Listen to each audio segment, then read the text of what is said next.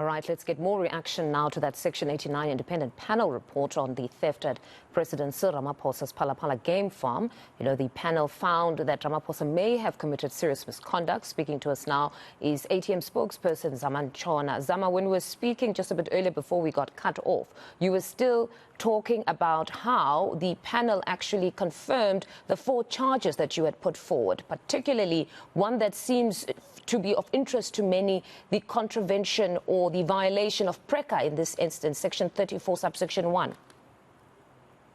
Yes, most definitely. The panel really took note of the mountain of evidence which was submitted by the African Transformation Movement.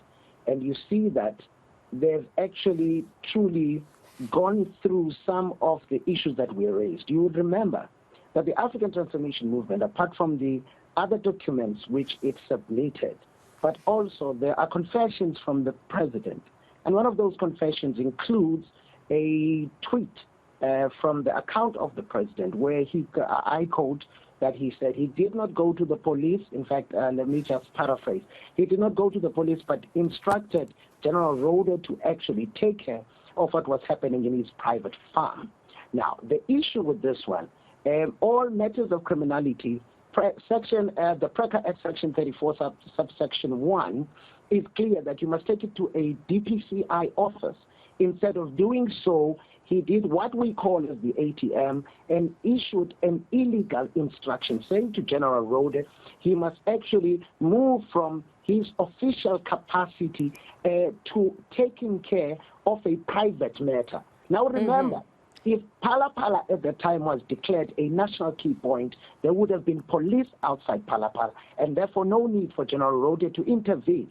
But at that particular time, it was classified as a private business of the president, and therefore he was moving him, an official of government, to take care of private business. This is why we feel that the issues that has been raised, or the confirmations of the Section 89 independent panel, are spot on in actually echoing the sentiments of the ATM on the matter. Now let's delve a bit deeper into the report, particularly paragraph 96, which deals with the source of the foreign currency at the president's farm.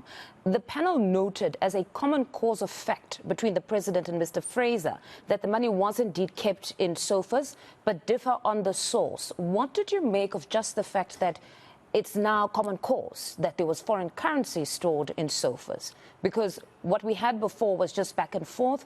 There were no facts per se, but we now have a report that says, just as a start, there was foreign currency stored in sofas.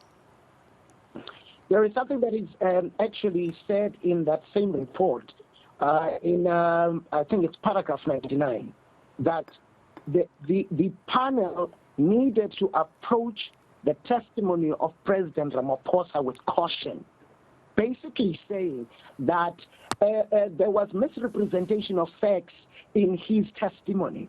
Now, this is why, as the African Transformation Movement, we are also not surprised that there would be confirmation of such an occurrence in his farm.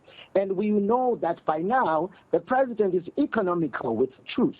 So he sets a narrative that best suits him. This is why when SARS and the Reserve Bank started asking questions 2 years after the actual occurrence or the actual incident, we knew that there was something problematic and there was something very wrong with what actually transpired in Palapala. So it is good for us to stand here today in the name of accountability and say it was a journey worth traveling. For now, we are looking for the next phase of the Section 89 impeachment process. But I want to take you back to the aspect where you say Wally Rhoda was now investigating. We do know that it is on record in that particular report that he, or at least in this instance, they deny that they were now investigating the theft itself, but rather that they were investigating the security breach. That's what he sought to establish. So it is on record that there is no convergence on that particular fact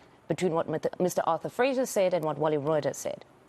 All right, let's say we are saying a security breach. Was that declared a national key point? Were there police guarding that national key point, so-called? Now, when you say a security breach, what do you mean? Because it was not guarded. So when you say you have breached something, you must have had perimeters that you had actually taken in making sure that the site was secured.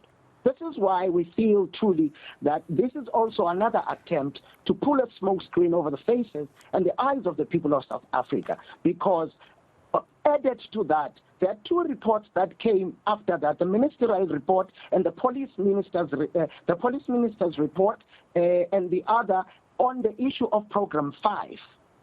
That issue of Palapala was never there. Now you ask yourself, why would that be the case? If there was a breach, a serious breach of security, why would that not be reflected in the given report? This is why, once again, we understand paragraph 99 when they say the president, when looking at his evidence, you needed to cautiously look at it because it's very economical with the truth. No, certainly very damning report there. But when we speak of reports, you say actually the president's continued stay in the office would somehow compromise those outstanding reports or investigations. You also stress that none of those institutions that are currently seized with the matter had the courtesy to share any preliminary findings with the panel. Yes, we also raised that issue. We raised that issue sharply because we have initially raised this point of the ATM, that the heads of those various entities and departments are actually appointed by the very president. Now they have to investigate the very same person who actually had appointed them.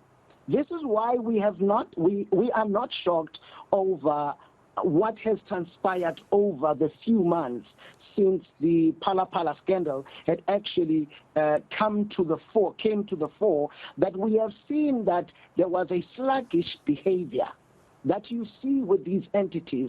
You see that there was no willingness fully to actually cooperate. Because how do you do? This is why we called for the president to take a leave of absence to allow for the investigation to go forward. Because truly, you can't. In fact, we actually say in the statement that it is a very interesting occurrence that when such knowledge was solicited, these particular entities did not see or take it upon themselves to actually share, even if it's privately, what they have gathered so far. This is What why... of those then that would say that it would be unfair to cast aspersions on those particular institutions now? Because theirs is an arduous task of proving or meeting the highest standard in law if they are to actually get a successful conviction in this instance that is beyond a reasonable doubt. So they could easily say, we do not want to compromise the investigations thus far, so we had no preliminary evidence to submit before the panel because we feared that once a report is put together, some of that might then find itself in the public domain. As much as one would like to think that the independence of such structures is important, also protection of evidence is really important as well, but also we are here looking at trying to either find information that would exonerate the president or find information that would prove that the president has indeed violated the constitution of this country and also subsequent to that broken serious law. So one would think that it would suffice if these institutions would say, even if it's behind closed doors, just to brief the committee, also would have assisted with guidance on this matter. If now they come with anything that is contrary to the ideas of the Section 89 committee, it will be interesting how they would try and approach that, because right now it is clear that there is prima facie evidence that the president has flouted, violated the constitution of this country. All right. Zama, thank you very much for your time this